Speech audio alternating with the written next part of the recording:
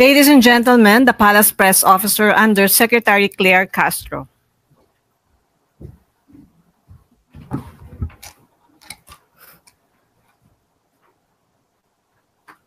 Magandang araw, Malacanang Press Corps. Panibagong investment sa administrasyon ni Pangulong Ferdinand R. Marcos Jr., una sa Pilipinas, una sa Southeast Asia. Isang leading company sa renewable energy ang nagkaroon ng courtesy call kay Pangulong Ferdinand R. Marcos Jr. kaninang umaga upang ipahayag ang kanilang kumpiyansa na mag-invest sa renewable energy sa bansa. Ang Copenhagen Infrastructure Partners o CIP ay isa lang sa mga investors na nagpahayag ng tiwala sa pamumuhunan dito sa Pilipinas sa pamamagitan ng kanilang partner na ASEAN Renewable Energy Solutions. Sa panayam kay Pangulong Marcos Jr., binigyan diin ng kumpanya na pinili nilang mag-invest sa Pilipinas dahil sa magandang lokasyon nito at sa magandang hangarin ni Pangulong Marcos Jr.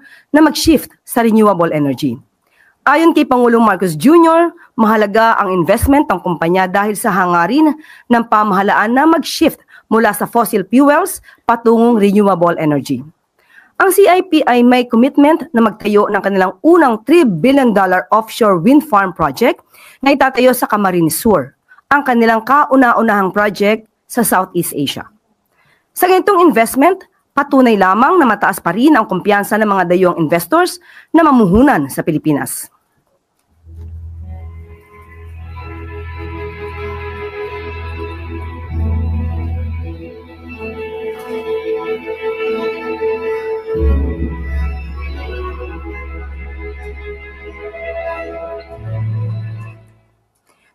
Isang araw bago magpasko, may good news sa ating mga kawani ng gobyerno. Sa ilalim ng administrasyon ni Pangulong Ferdinand R. Marcos Jr., maagang maipamimigay ng Department of Budget and Management o DBM ngayong buwan ang year-end bonus at 5,000 pesos cash gift sa mga kawani ng gobyerno. Ang naturang hakbang ng DBM sa pangunguna ni Secretary Amenah Pangandaman ay pagpapakita ng Marcos administration sa pagpapahalaga sa mga lingkod bayan at sa kanilang kabayanihan para sa bayan. Isa rin ito sa mga hakbang ng pamahalaan sa pagkilala sa pagsisikap at dedikasyon ng mga kawani ng gobyerno.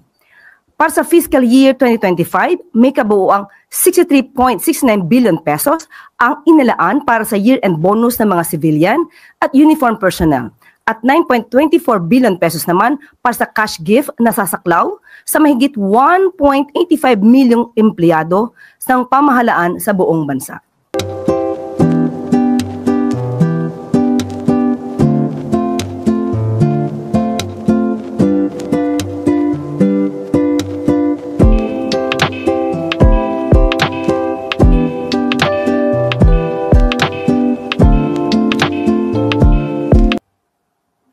Ibalik ang pera sa taong bayan. 7 mamahaling sasakyan na nakumpiska sa mga diskaya up for auction. Bilang bahagi sa mga hakbang ng administrasyon ni Pangulong Ferdinand R. Marcos Jr. na maibalik sa taong bayan ang perang nakulimbat sa mga maanumalyang flood control projects. Isa sa ilalim sa public auction ang 7 luxury vehicles na pagmamayari ng mga diskaya. Ayon sa Bureau of Customs o BOC, sa pangunguna ni Commissioner Ariel Nepomuceno, ang BOC Port of Manila ay magsasagawa ng public auction through sealed bidding sa mga sasakyan na nakumpiska ng ahensya noong nakaraang buwan. Kabilang sa mga sasakyan na isusubasta ay ang Toyota Tundra, Toyota Sequoia, Mercedes-Benz G63, MAG, Mercedes-Benz G500, Lincoln Navigator L at Bentley Bentayga. Kabilang din dito ang Rolls-Royce Cullinan na binili ng mga diskaya dahil sa libreng payong. Para sa mga interesadong individual, mayroong public viewing na gaganapin ang BOC ngayong November 10 to 12 sa PUC Parking Area Ocom Grounds. Gaganapin naman ang auction ngayong November 17 sa Ocom Building, BOC Port Area sa Manila. Para sa karagdagang detalye, bisitahin ang website ng BOC.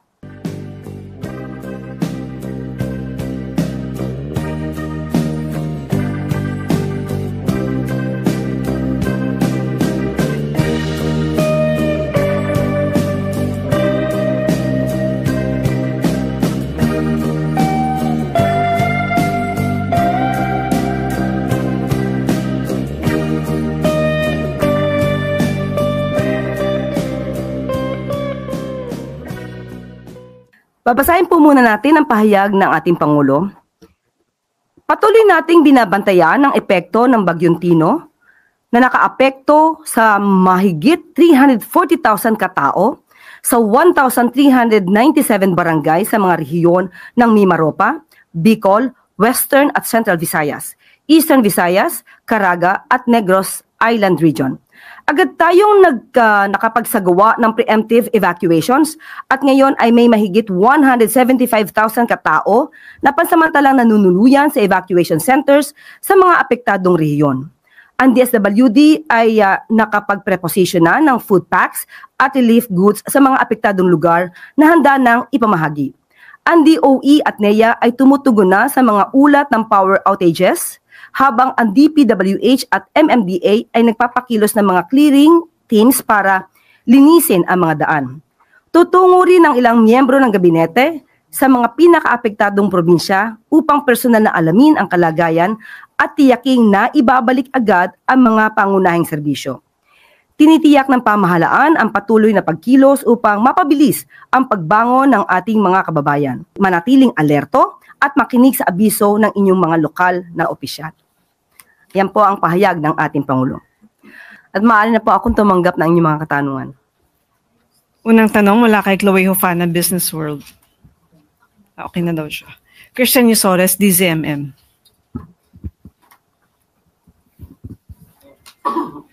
Magandang hapon, Yusek. Batay po sa resulta ng SWS survey nitong September 2025, 50% daw po ng mga pamilyang Pilipino ang nagsasabi na sila ay mahirap, a slight increase from the 49% last June.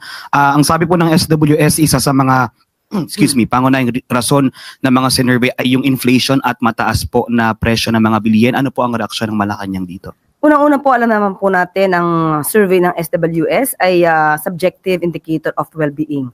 At aaralin po kung saan ito nanggagaling at kung may kakulangan at kung saan may kakulangan. At aalamin din po ang pinaka-official data mula sa PSA na siyang gumagamit ng objective and income-based measure. So sa ating pagkakaalam, at ito naman yung sa datos na rin po, ang Pangulo po at ang administrasyon na ito ay talagang gumaganap para po maiangat ang buhay ng bawat Pilipino. Nandiyan po ang report na meron po tayong 96.1% na pagtaas. Ang employment rate po natin ay nasa 96.1%. At pati po ang inflation rate, 1.7%. Ito po ay within the projected target ng 2.2 to 4%. At nandiyan din po ang programa ng DSWD, yung walang gutom, kung saan po sinasabi niyo yung hunger among beneficiaries drops 7.2%. Nandiyan din po ang Kalahi CIDSS na programa ng DSWD. Ang tawag dito ay Kapit Bisig Laban sa Kahirapan, Comprehensive and Integrated Delivery of Social Services. Kasama na rin po ang Sustainable Livelihood Program ng DSWD. At alam din po natin na 860,471 members na po ng 4Ps ang gumraduate. At sila po ay kumbaga ay nakagraduate na sa kanilang kahirapan at sila po ay naalis na sa 4Ps program. But still, magpapatuloy pa rin po ang Pangulo at ang administrasyon na mapagaan pa po ang kabuhayan ng bawat Pilipino. One follow-up lang po. But ma'am, how does the palace view this na ganito pa rin po yung numero ng mga nagsasabing sila ay mahirap despite po yung efforts ng government na ibaba ang presyo ng mga bilihin, nagpapatupad ng wage hike per regions, and you mentioned mataas ang employment rate natin and other steps are ginagawa po ng government? Kaya nga po, aaralin po ito dahil sabi nga po natin, ang SWS survey ay subjective po. Subjective indicator of well-being. So, mas gugustuhin po natin na makita yung pinaka-official data from the PSA. But still, hindi po naman ito magbibingi-bingihan ng gobyerno. At lahat naman po ng ating madidinig ay pakinggan po para mas maging maganda pa po ang serbisyo ng pamahalaan sa ating mga kababayan. Sunod na tanong mula kay Maricel Halili, TV5.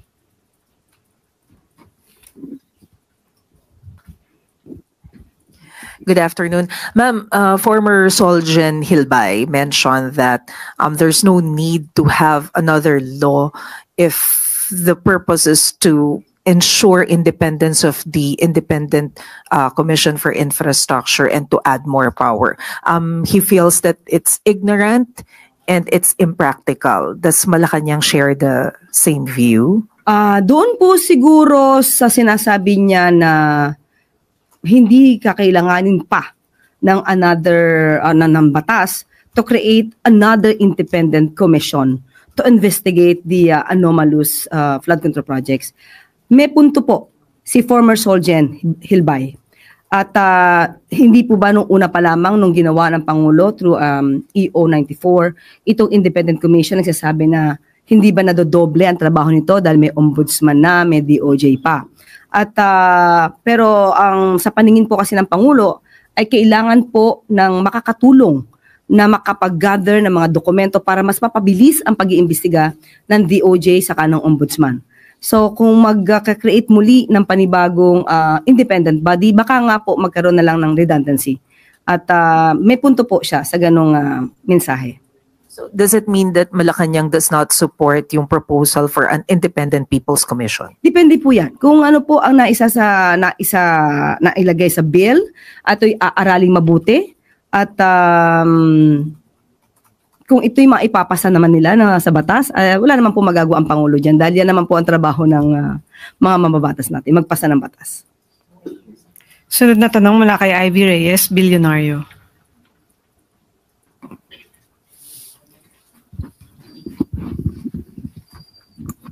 Hi, ma'am. Good morning. The Philippine Stock Exchange dropped to its lowest in 7 months. The last time it was this low was April pa po.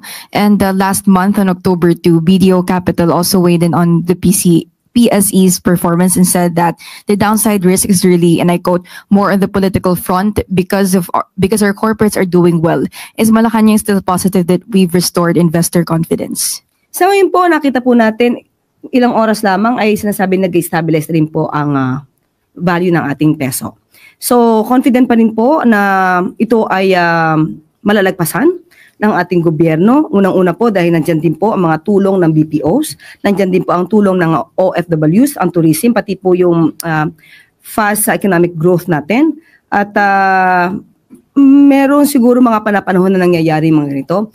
Pero ibibigay ko po ang detalye nito kapag ka po naibigay na po ang mensahe at komento ni Secretary Frederick Go at ng DBM, ng DOF at ni DepDev.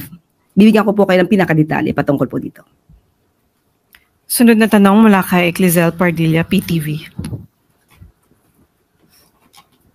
Good morning po, Yusek. Yusek, what are the instructions of President po to the ICT and other government agencies on cyber attacks expected to stage po on November 5? Yes, opo, nababalitaan po natin yan at mismo si Secretary Henry Aguda na po ang ating kinausap at nagbigay po siya ng kanyang mensahe. Ito po ang sinabi ni Secretary Henry Aguda ng DICT. The President directed DICT and all cyber teams in government to be vigilant and prepare for the November 5 possible DDoS attacks. The ICT has activated Oplan Cyber Dome to ensure that all digital services of the government as well as privately operated critical information infrastructure such as banks, telcos, hospitals, etc. are also protected and ready to respond to any DDoS attacks. The public is assured that the government and the private sectors are working hand in hand to ensure all digital services are available and secure. So yan po ang mensahe ni Secretary Aguda at yan po ang pinaka-direktiba ng Pangulo sa nasabing ahensya. Ma'am, follow up. May mga group na rin po ba na tinitingnan yung DICT na magjo-join at ano po yung posibleng kaharapin ng mga group na gagawa po ng traffic flood? Sa ngayon wala pa po sa atin na ibigay na pinakadetalye at siguro manatili muna ito na hindi mo na ipaalam para hindi naman magkaroon ng yung kanilang magiging trabaho makita na agad ng mga nagnanais na gumambala at sumira no sa maaaring gawin sa ating gobyerno. Okay. Ma'am, tama no, yung mga online services posibleng maapektahan pero people can still go directly sa mga agencies for in-person services. Yes, opo, yan naman po ang assurance ng DICT. Sunod na tanong mula kay Tristan Nadalo, Newswatch Plus. Hi, Yusek. Good afternoon. Yusek, the House of Representatives is set to investigate the Manila Bay Dolomite Beach project on November 17. Lawmakers want to find out whether the artificial beach has contributed to the massive flooding in the capital city or nasunod po ba yung Manila Bay Rehabilitation Plan. Does Malacanang support this kind of congressional move to look into the Dolomite Beach project? Unang-una po, muli, papaalala natin na may separation of powers. So kung ano po ang magiging trabaho at gagawing mga hakbang ng House of Representatives sa pag-iimbestiga dito sa Dolomite Beach, ay yan naman po ay kanilang trabaho at hindi po hahadlang sa anumang hakbang ang Pangulo patungkol dyan. At maaari na rin po talagang maging hakbang ito para makita kung talaga ba itong nagkaroon ng anomalya, kung mayroon bang naidulot ito sa nangyayaring pagbaha sa Metro Manila at kung naka-apekto to sa kalikasan ng ating bansa. And follow-up lang din po doon sa Dolomite, while it is a congressional initiative po, no, may yung multi-million peso project was implemented during the Duterte administration. Some saying it's around 300 to 500 million peso ang nagastos. So may mga initial reaction na po na it could be politically motivated, aimed at putting the blame again on the Dutertes para po mapagtakpan daw yung flood control corruption. Hindi naman po ibig sabihin na kapag po iniimbestigahan ang mga proyekto na nakaraang administrasyon, ito'y pamumulitika lamang. Ibig po man sabihin kapag pinaiimbestigahan ang nakaraan proyekto na naganap o nagawa ng nakaraang administrasyon, dapat hindi na ito paimbestigahan dahil otherwise it will be considered as politicizing. Parang hindi naman po yata tama yan. Ibig sabihin po nun, kapag hindi na ginalaw o inalam ang nangyari noong nakaraang administrasyon, parang libre na po lahat ang kanilang ginawa.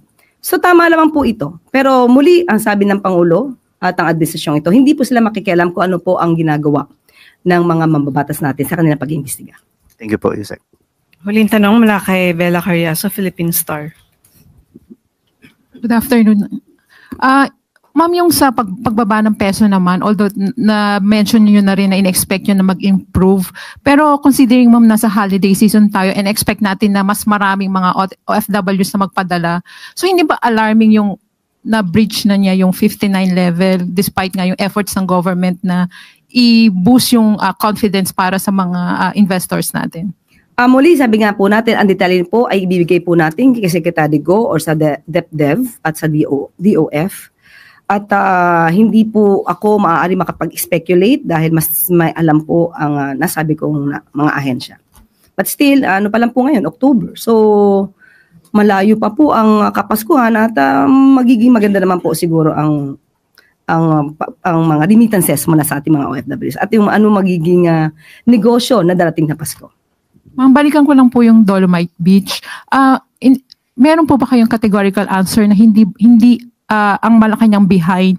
Kasi for sure ang mga pro Duterte magsasabi na Malacanang ang behind dito sa effort na imbestigahan itong Dolomite Beach. Bago sila magsalita niyan, patunayan muna nila na ang Pangulo ang behind dito sa Dolomite Beach probe. Kasi kung wala at nag-speculate lang tayo na sasabihin nila na ang Pangulo ang behind dito, hindi naman po yun makatwiran. At unfair naman po yan sa Pangulo. So patunayan muna nila na ang Pangulo ang behind dito. Habol na tanong po mula kay Christian Bascones, PRTV.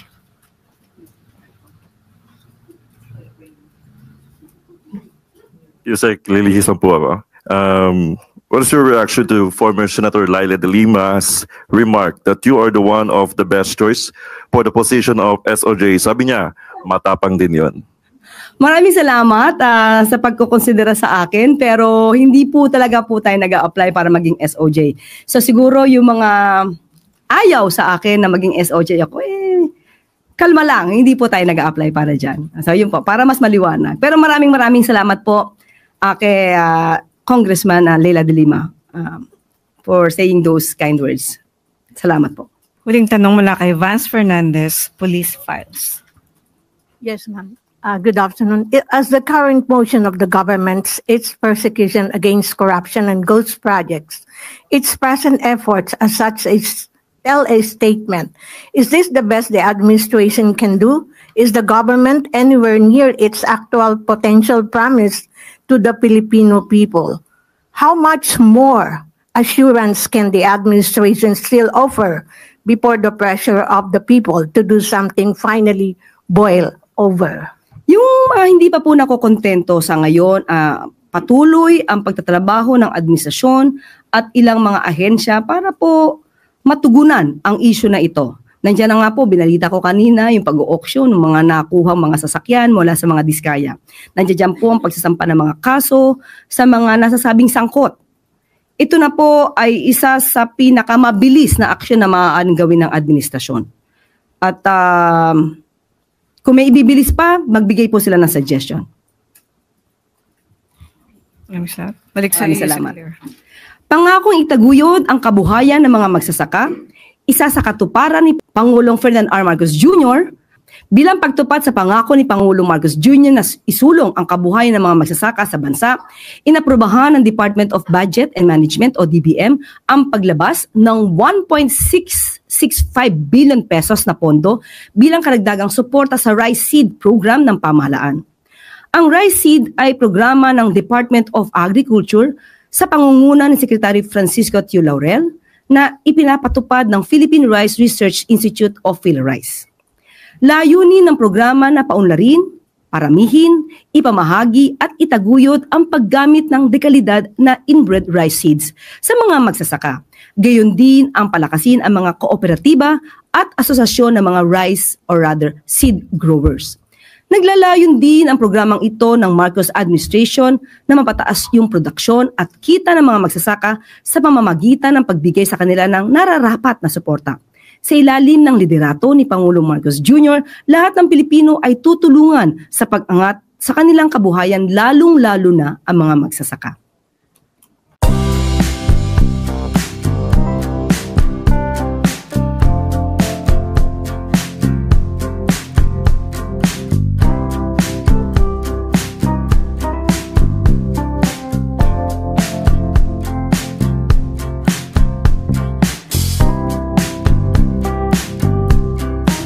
Ibida ang kultura at ganda ng Pilipinas.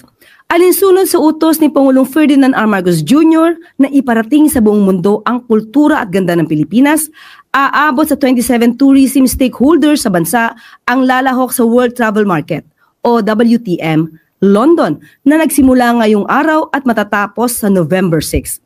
Sa ulat ng Department of Tourism sa pangunguna ni Secretary Cristina Garcia Frasco, ang WTM ay isa sa most influential global events para sa travel and tourism industry, kung saan aabot sa 184 na bansa ang inaasahang lalahok dito. At aabot naman sa 43,000 individuals ang inaasahang dadalo. Pangungunahan ni Secretary Frasco at Tourism Promotions Board Chief Operating Officer Maria Margarita Montemayor Nograles ang delegasyon ng Pilipinas. Sa hangarin ni Pangulong Marcos Jr., binigyan diin ni Secretary Frasco na handa ang Pilipinas na makipag-ugnayan sa ibang bansa upang magbukas ng maraming opportunity sa tourism stakeholders, iangat ang komunidad ng Pilipinas at maging tourism powerhouse ang Pilipinas sa Asia. Kasabay ng pag-angat ng pamumuhay ng mga Pilipino, hangad din ni Pangulong Marcos Jr. na maiangat ang turismo ng Pilipinas bilang bahagi ng adhikain sa ilalim ng inklusibo at produktibong bagong Pilipinas.